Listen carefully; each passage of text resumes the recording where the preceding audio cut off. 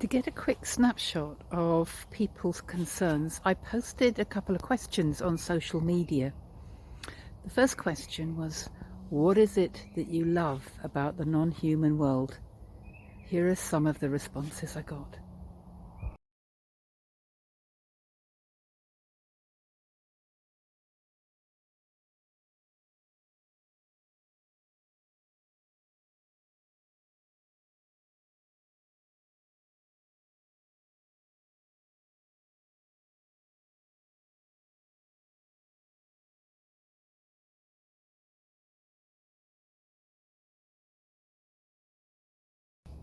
My second question was, what are you afraid to lose?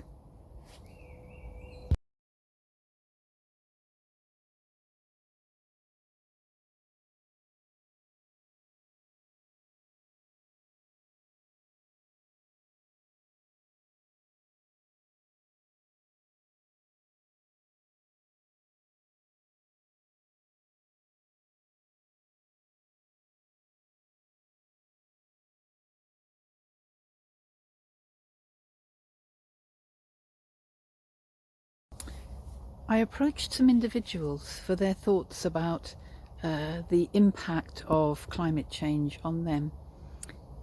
This is what they have to say about it.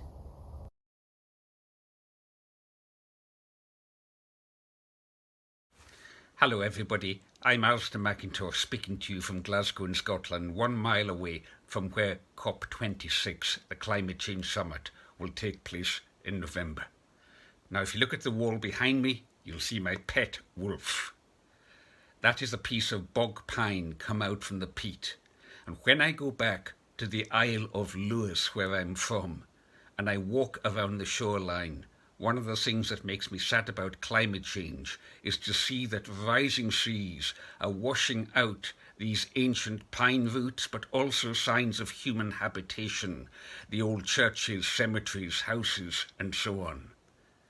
In the 20th century, world sea levels rose by 6 inches. In the 21st century, they're going up by 3.6 millimeters a year. That's about an inch every 7 years. So what I'm looking at in the history of that land is I see the old ruined villages where people were evicted, where they were cleared, the Highland clearances, wholesale dispatched to places like America to make way for human greed, for the sheep flocks of landlords and sporting estates. And that's affected so many of us in Europe. In England, it was called the enclosures. Now that clearance, the first of 4 Cs, that clearance, I think then leads to an inner collapse, brought about by disconnect from community of place, disconnect from nature and one another.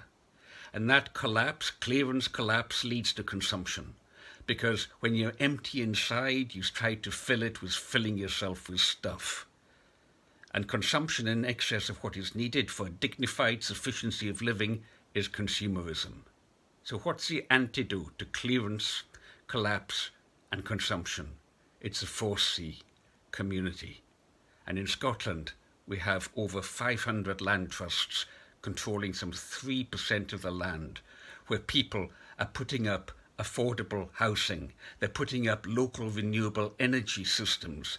They're running small businesses like on Egg, the brewery that produces this beer, with one of the revolutionaries featured here, Wes Fife. And that all gives human empowerment. It brings us into what we can be as human beings, capable of loving one another, loving the earth, and making the planet whole again.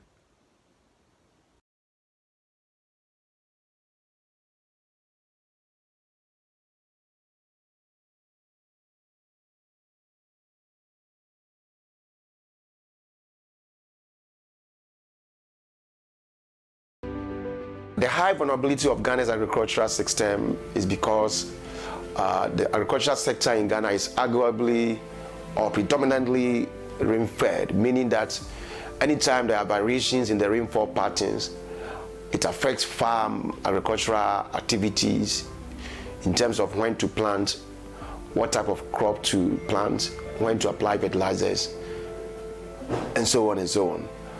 These affect household food security, and this is particularly important in the context of northern Ghana, where I have done a lot of field work. In northern Ghana, for instance, I've seen that slight changes in the rainfall patterns can sometimes induce significant crop yield losses or crop failure. And I have also witnessed situations where a whole farm with crops nearing maturity have been wiped out because of flood, because of climate change induced drought. What it means is that this affects food security both for the farmer and those of us who live in the urban cities. The majority of the food in the country is produced in the hinterland and is supposed to be transported into the urban centers for us to have some kind of food.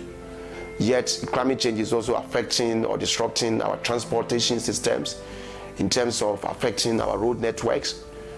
It's also affecting our water resources, and there are areas in the country where sometimes you have water shortages because streams are drying up.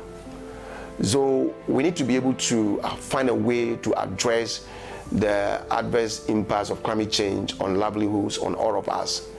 And one way of doing that for me is to be able to increase awareness on the need for people to become aware that indeed our climate is changing, and we need to build resilience, we need to build our adaptive capacity. We need to make sure we have climate information to be able to inform the way farmers plan their farming activities. I hope you've enjoyed this 3-minute video, and if there are issues that we want to have further discussions, you are more than welcome. We can continue to have those discussions. Thank you.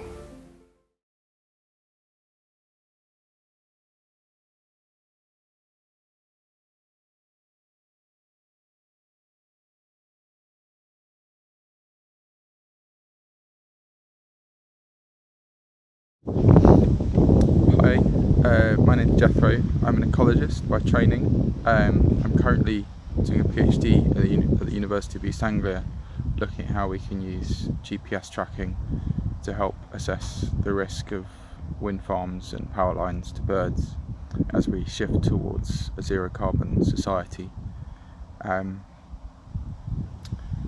Overall, on the issue of climate change, it gives me a sense of grief, but also belligerent optimism. So on the one hand, I've been acutely aware of climate change since quite a young age. In my teens, I read a book called The Long Emergency, and it seems like many of the things that were written about in that book that was published in 2003 are now starting to happen. And there are things of great beauty that we risk losing if we do not curtail climate change. But also belligerent optimism, because we know what the problem is, we know what's causing it, and it seems like more people are waking up and wanting to fix the problem. Ecologists are on the front line of changes to our natural world, so in my own work I'm aware of shifts in rainfall patterns in where I did my fieldwork in Portugal that are making it unsuitable for certain bird species. Climate change, if we don't limit it, will also undo the work of a lot of the good work that conservation has done in the last few years. I mean, one big major case of this is the recent IPCC report highlighted that if we allow warming to exceed 2 degrees, somewhere between 2 and 4 degrees, the Amazon will dry up. And that will have knock-on effects for our own rainfall here in Europe, affecting some of the most productive food farming regions. In terms of how climate change affects my professional and personal life, it's a constant distraction. It's always there, sort of in the back of my mind, and I think sometimes it can make me seem distant, and in some cases, like I've had family and friends sometimes view me as like the eco police, even though I try not to focus my discussion. I try to focus my discussions on those, on more wider systemic issues. I find that activism helps, so I call it active hope. If you do things that help you work towards fixing the problem, even if it seems like you can't fix the problem all at once, then it can make you feel a bit better. It's also helps talking to other people with similar views. A problem shared is a problem halved. And it also feels like activism gets results. I was first introduced to activism when I was 15 and went and joined my Greenpeace Cornwall group, and the first time I went along to meet them, we blocked off a Esso petrol station for the day. It was a bit of a jump into the deep end, but it was quite an empowering experience. But it seems like it shifts the narrative as well. So alongside the work of scientists, which I include myself in, we also need people to be sort of making their voices heard loud and clear in whatever way they can, that we can fix this, that we don't have much time in which to do so, and the longer we leave it, the harder and more expensive it's going to be to fix. It all boils down to, we need to stop burning stuff, and we need to be better at valuing the non-monetary values of natural systems that are vital for civilization to thrive and survive.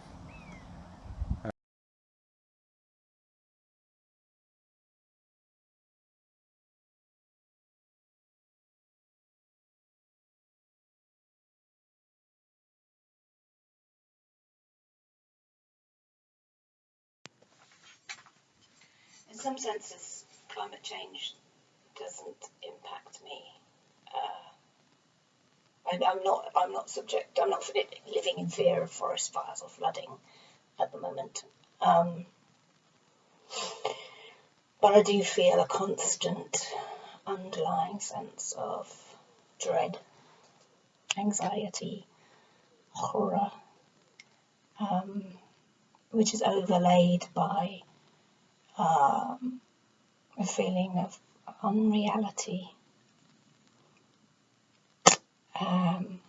I feel like I should be shouting at the top of my lungs, "Wake up!" But I want to continue to appear sane.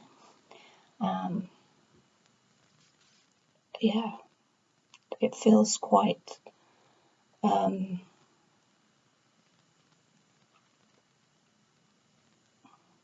tenuous, my sense of this being real, any of this being real.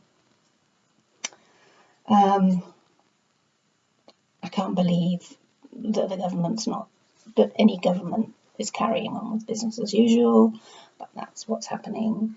I fear for my granddaughter. I delight in my granddaughter, and I fear for her future. I suspect that she probably will not be able to have children of her own purely out of the fear for what their lives will become.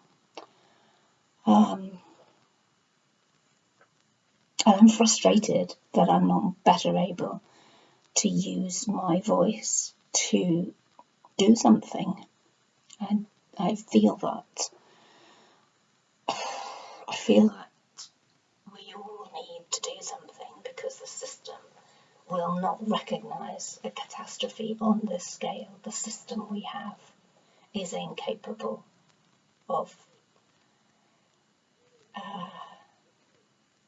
solving this. So we need to do something about it. It's a feeling of grief. I feel effectively I've lost my Australian relatives because how can I possibly countenance flying to go and see them? This is grief.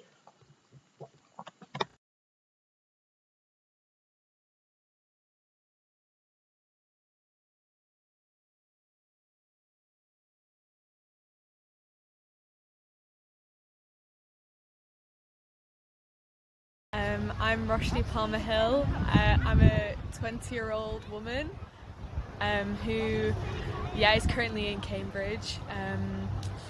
I think climate change affects me and in so many ways. First of all, just I don't know what my future's going to be. I don't know what the future of my friends is going to be. We're fighting so hard now to try and secure what are basic standards for the planet, but even then, you never know if the fight's enough and if the outcome's going to be good enough for what 50 years are going to be. So ideas of grandkids and future are probably going to be concepts that are quite different in when I'm older. I think as well, because I'm half Indian, I know that there's a lot of people who I'm connected to who are feeling the effects of climate change right where they are. And trying to connect with the roots that I have both ethnically but also just as a human being, and trying to have more compassion for those people, because that's it. And really, without awareness of how connected we are with other humans, with the planet Earth, with minerals, trees, what can we do? So it's trying to create a sense of equanimity and equality, and joining that all up, because I think at the moment everything's so dispersed. We're fighting for this, we're fighting for that, we're fighting for decolonising, we're fighting for climate, we're fighting for, gender equality. All of that comes together, I think, in just love. So yeah, that's me.